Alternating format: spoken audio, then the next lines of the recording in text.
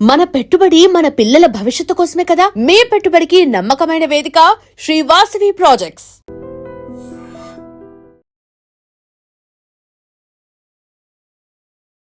To maintain your voice మీరు ఇవి తినకూడదు అవి తినకూడదు అన్ని పాటిస్తారా? ఐస్ క్రీమ్ తినకూడదు, ఐస్ క్రీమ్ ఏం తినరు. అసలు తినరా? నిజంగానే చేడు నిజంగా నాకు లేదు ఇప్పుడు చాలా ఇయర్స్ నుంచి ఎలా తినకుండా ఇప్పుడు నాకు దాని మీద ఇష్టం కూడా లేదు,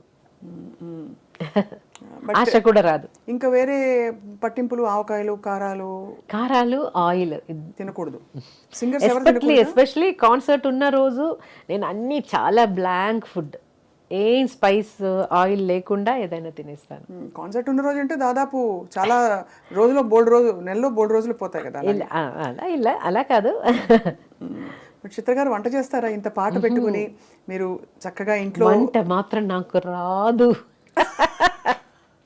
తినడానికి ఇష్టం అయితే వంట రాదు. అంటే తినడానికి ఇష్టమా? ఏం తింటారు చిత్ర గారు? What do you enjoy eating? I'm a vegetarian. Anything, idli, dosha is my all-time favorite. Have you always been vegetarian? Yeah, no. Kerala lo fish is very famous. But I'm not very crazy about non-vegetarian. నాకు కొంచెం the neatness చాలా important. Biryani అంటే నాకు I don't like biryani because చూడ్డానికి అది flesh అన్నీ ఇలా కలిపి చూడడానికి నాకు అది నచ్చలేదు. సో నాన్ వెజ్ తినే టైంలో ఏదైనా నీట్గా ఉన్న ఒక పీస్ మాత్రం తింటాను అంతే. చికెన్ అంటే అది ఇప్పుడు ఒక 12 years నుంచి నేను ఐఎమ్ ప్యూర్ వెజిటేరియన్. సో చిత్ర గారు, ఈ ప్రయాణంలో ఎస్పి బాలసుబ్రహ్మణ్యం గారు మీతో కలిసి ఎన్ని పాటలు పాడారు. ఒక్కసారిగా కోవిడ్ వచ్చి ప్రపంచాన్ని కుదిపేసింది. ఆ సమయంలో మీరు కూడా చాలా ఆందోళన పడ్డారు. You gave your prayers. ఒక వీడియో బయట వచ్చింది, అంటే అందరూ చూసాం. How did you feel about life? ఎందుకంటే మ్యూజిక్ ఒక ఫిలసాఫికల్ యాటిట్యూడ్ తీసుకొస్తుంది మనలో తెలియకుండానే. But at the same time కష్టం మన వాళ్ళకి ఎలా అయినప్పుడు కష్టం కూడా వేస్తుంది. యాక్చువల్లీ బాలు గారు always use to say I will live minimum 90 years because his family life span is so big. Mother కూడా ఆల్మోస్ట్ షీ వాజ్ 100 దగ్గర వచ్చిన తర్వాత షీ పాస్డ్ అవే. సో అలాగే బాలు గారు he always use to say I have a long life అని. అప్పుడు కూడా when he was hospitalised we all thought he's a good fighter and he will come back. అలాంటి messages అన్నీ మనం ప్రే చేసినప్పుడు, సార్కి ఏదైనా కొంచెం మోటివేషనల్ మెసేజ్ ఇస్తున్నప్పుడు కూడా ఫైట్ అండ్ కమ్ బ్యాక్ అని అలాంటి మెసేజెస్ కూడా నేను ఒక్కొక్క గూగుల్ నుంచి అన్ని ట్రై చేసి పంపించేశాను. టూ రిప్లైస్ నాకు వచ్చింది హాస్పిటల్ వెళ్ళిన వెంటనే. సార్ ఎలా ఉన్నారు, మీరు హాస్పిటలైజ్డ్ అని న్యూస్ మీ ఫేస్బుక్ పోస్ట్ చూశాను, ఎలా ఉన్నారు అని మెసేజ్ చేస్తే, this is a small infection, don't worry, now I need rest, so nobody should bother me అలా చెప్పారు. ఆ మెసేజ్లో కూడా అలాగే చెప్పారు. 2 days తర్వాత మళ్ళీ హౌ ఆర్ యూ సార్ అని మెసేజ్ చేస్తే, my wife is getting discharge tomorrow, for me it will take few more days అని వచ్చింది. తర్వాత ఆ ప్రోగ్రాంలో నేను కూడా రావాల్సింది కదా.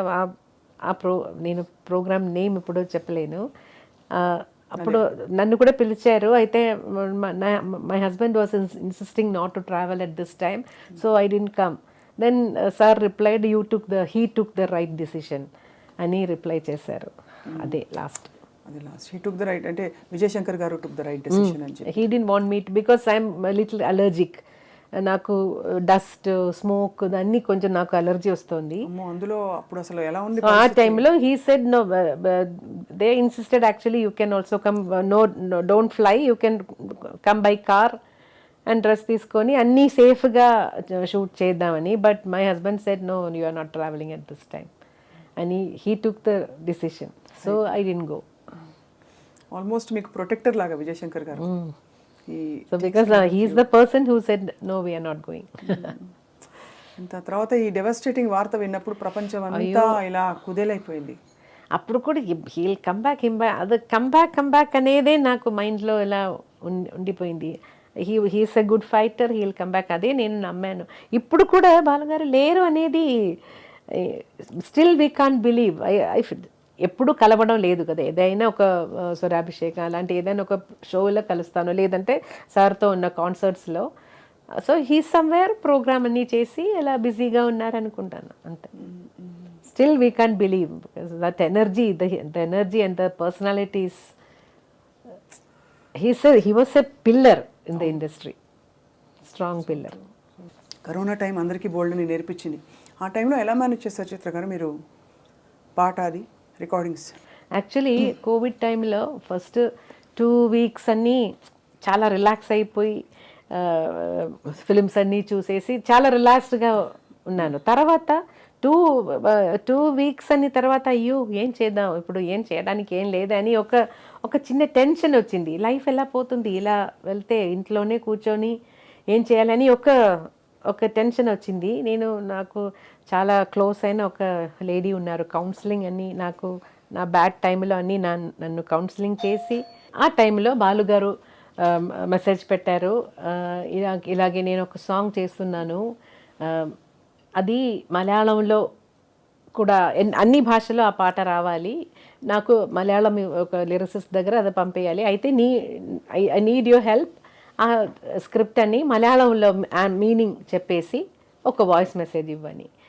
సో లిరిక్స్ పంపించేశారు బాలుగారు అలా చెప్పి. తర్వాత అది నేను మలయాళంలో మాట్లాడేసి బాలుగారికి పంపాను. బాలుగారు అది రఫీక్ అహ్మద్ అని లిరిసిస్ట్ మలయాళంలో ఆ పాట రాసేసి, యూజువలీ సార్ మలయాళం పాడుతున్నప్పుడు డిక్షన్ కోసం బాలుగారు నన్ను అడుగుతారు, చిత్ర ఇది pronunciation, usually he has doubt in నా మలయాళంలో నా మూడు ఉంది, నిన్నోరు ఎలాగా నిన్నోరు నిన్నే రెండుమే నా, బట్ ప్రొనౌన్సియేషన్ డిఫరెంట్, నిన్నే రెండుమే ఎన్ but pronunciation different. So he is always doubtful అలాంటి పదాలు వస్తున్నప్పుడు. దానికి నేను ఏదైనా డెంటల్ అంటే డి అని రాస్తాను, టీత్లో టచ్ చేసి ప్రొనౌన్స్ చేయాలంటే దానికి పైన డి అని రాసేస్తాను, అప్ అని అంటే అలా రాసేసి పంపిస్తాను, లేదంటే నేనే మాట్లాడి అలా వాయిస్. నాకు తెలుగు ఎలా నేర్పించారో అలాగే మలయాళం ప్రొనౌన్సియేషన్ కోసం నేను కూడా అప్పుడప్పుడు నన్ను ఎప్పుడు అడుగుతారో అది చేశాను. ఆ టైంలో సార్ కొన్ని క్రిస్టియన్ డివోషనల్ మలయాళం పాడారు, తర్వాత దీనికి కూడా హెల్ప్ అడిగారు. అప్పుడు నాకు తెలిసింది కోవిడ్ టైంలో ఇంట్లోనే కూర్చొని మార్నింగ్ 10 నుంచి ఏదో 1 hour డైలీ ఫేస్బుక్ లైవ్ చేసి దాని నుంచి డొనేషన్స్ తీసుకొని అన్ని ఇండస్ట్రీలో 4 languages ఇండస్ట్రీలో ఉన్న మ్యూజిషియన్స్ కోసం సార్ ఇచ్చారట.